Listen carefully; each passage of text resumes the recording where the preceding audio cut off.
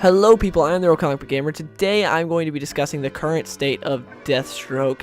So I'm going to be talking about DC Rebirth series mainly, so big spoilers for that book. If you're not caught up to date on that, there's your warning. Anyways, let's get into it. So, Deathstroke is a character that I absolutely love. I'm very invested in the character of Slade Wilson. He's my second favorite comic book character of all time, right behind Superman. Superman's number 1 for me, and then Deathstroke's right below at number 2. So yeah, I love this character, but sadly, DC has been taking a dump on him for a long time now. Ever since New 52, they've really just have not cared about the character and done a bunch of crap with him. And it's been really sad to see this because I love this character so much. But then DC Rebirth was announced. I thought it was going to fix everything like they've done with a bunch of other characters like Green Arrow. They've got him back to his norm and he's awesome again. Superman's back to pre-New 52 Superman. He's awesome again. We got Wally West back. So I was like, okay, DC Rebirth and Deathstroke. Let's see what you got. And it's very much a mixed bag. It's not bad, but it's not really good either. Again, all this is my opinion though, so if you love it, that's fine, but this is all my opinion. I'm not a fan of this series. I think it's okay, which really sucks because I was looking forward to the series so much because New 52, none of it was really very good. You had Kyle Higgins in the beginning of New 52, which is okay. Then after that, it was just a bunch of different writers, and then you got to Tony Daniel, and then just so on and so on. It wasn't very good. And so I was hoping Rebirth would fix that. It has not, though.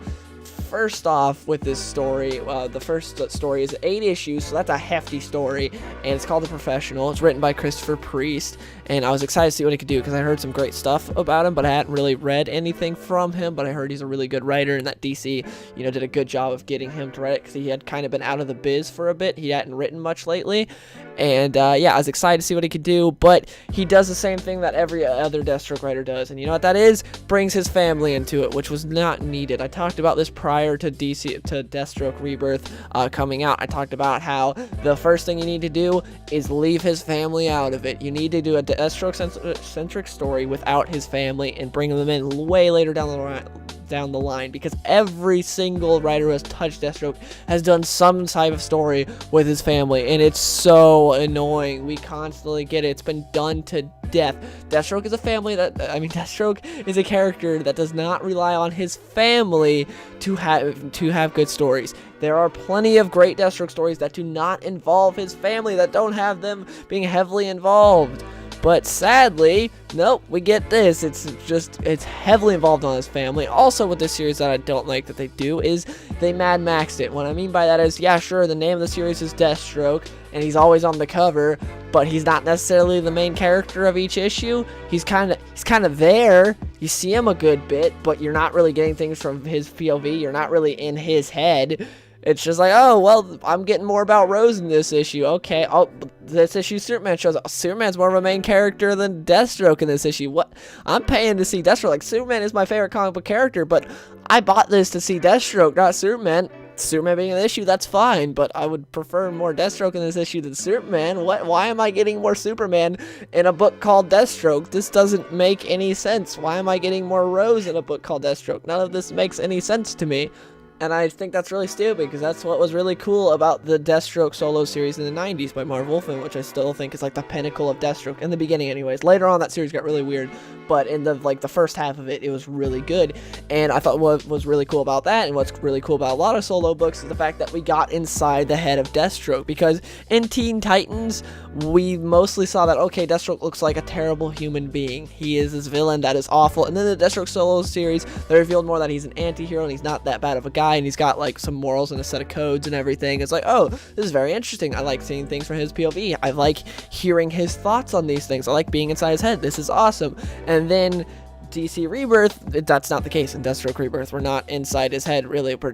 We're seeing things from other people's POVs, like, oh, we're getting to see from Madeline Kane or Rose. Okay, this is what they're doing. I don't really care. Go back to Deathstroke. Can we please hear what, like, Deathstroke's thoughts on this? Nope. Okay, Deathstroke's just gonna be this mysterious figure that doesn't really say much in his own book. Okay, that's cool. Yep, that's great. It's like, that's not really what I want. I want to be inside Deathstroke's head. I want to hear the inner dialogue that's going on inside his head. That's what's really cool. And then there's an issue where you're following Jack Ryder around Chicago while I talk about Chicago's gun violence problem. It's like, okay, this isn't exactly what I wanted when I bought a Deathstroke book. I didn't go buying this book and be like, you know what? I really hope they preach at me a political message this issue. You know, I can't wait. Oh, they did. Yes, is exactly what I want. No, that's not what I was going for when I bought this issue. Instead, for some reason, I'm following Jack Ryder around Chicago, and they're preaching at me some political message. And then in the end, Deathstroke shows up, and it's like, okay, but whatever. I saw a lot of people praising that issue. I didn't think it was that great, and I thought it was kind of out of nowhere. It was like, we need to preach this political message, and then it's like, why are you doing this in Deathstroke? Could do that somewhere else. But it was whatever. That's not the main problem with the book. The main problem, I think, is the fact that Deathstroke takes a backseat in his own book. I really think that's stupid. The fact that he's sort of like this figure that moves around while you focus on everyone else, and I hate that. And also the fact that again, his family's a huge part of it. His family, I like the way Rose is portrayed. Not everyone else though. I think Rose, they got her characterization very well done. Like they got her characterization down. But Joseph Wilson, I don't like the way they've done him, because he's sort of got his whole secret thing going on. I don't like that, because to me, Joseph was always the one like good child. Like overall, Slade completely failed as a father, but I like the aspect of, despite Slade, one child turned out good. I like that idea, and I like that being Joseph Wilson. But instead, no, he's got his old secret thing, and ooh, he's not all good, and it's like, I don't know why. And then Adeline and Kane, to me, it seems like Slade, what they've been implying is like Slade and Addie never loved each other at all. I didn't like that, because then that sort of takes away from the whole part of, you know, when they got divorced and everything that happened with their kids and when he became Deathstroke, because that was a big part where, you know, they broke up and everything, like they became distant, which was huge, because they did used to really love each other until the whole thing happened with the experiments and he became Deathstroke and got the powers and everything. But instead it's like, well, they never really loved each other in the first place, so what does it matter? At least that's what it seems to me. It seems like they never really loved each other. Also, seems like Slade wasn't a fan of his kids, to where I always got the impression in the Pre-New 52 that he was a terrible father, but he didn't hate his kids, to where in this, like prior to this, to like modern day Deathstroke, like in the flashbacks, it seemed like he didn't really like his kids, and it's like, I don't know, that's the impression I got from it.